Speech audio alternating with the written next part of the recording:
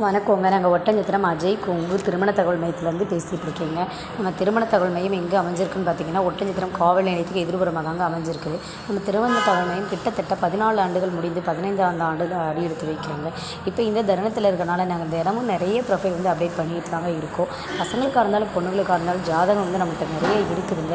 ரெண்டாவது பார்த்திங்கன்னா, மறுமண ஜாதகமும் அதிகமாக வந்திருக்குது. நிறைய பேர் மறுமணம் ஆகிறவங்க ஜாதகம் எங்களுக்கு கொடுக்கறதில்ல. ஸோ கண்டிப்பாக பார்த்திங்கன்னா, மறுமண ஜாதகம் தேங்காமல் கொடுங்க. மறுமண ஜாதகம் எங்கள்கிட்ட அதிகமாக இருக்கிறனால அது உங்களுக்கு சூட்டபுளாக இருந்தால் இங்கே ஒரு வாய்ப்பு கிடைக்கும், உங்களுக்கும் ஒரு வாய்ப்பு கிடைக்கும் இல்லையா?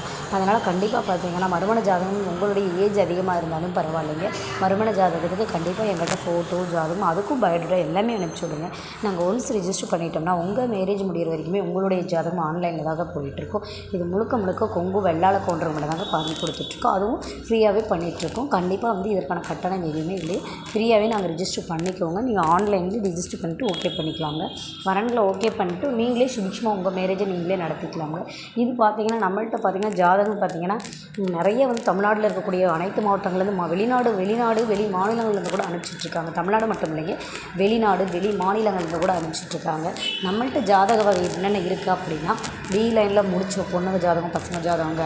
அப்புறம் பார்த்திங்கன்னா ஐடியில், அதாவது ஐடியில் ஒர்க் பண்ணுவாங்க. நான் ஐடி, அதாவது வீட்டிலேருந்து ஒர்க் பண்ணிகிட்ருப்பாங்க.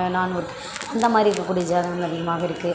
அப்புறம் பார்த்திங்கன்னா, டாக்டர் லைனில், அதாவது எம்பிபிஎஸ், பிடிஎஸ், எம்டி இந்த மாதிரி முடித்த பொண்ணுங்க ஜாதகம், பசங்க ஜாதகம். அது இல்லாமல் பார்த்திங்கன்னா, நமக்கு சென்ட்ரல் கவர்மெண்ட்டில் ஒர்க் பண்ணிகிட்டு இருக்கவங்க ஜாதகம், நிறைய கப்பல் துறையில் ஒர்க் பண்ணுற பசங்க ஜாதகம் கூட இப்போ ரீசெண்டாக வந்திருக்குங்க. அப்புறம் பார்த்திங்கன்னா, அதிகமாக ஃபினான்ஸ் லைனில் இருக்க ஜாதகம் வந்திருக்குதுங்க.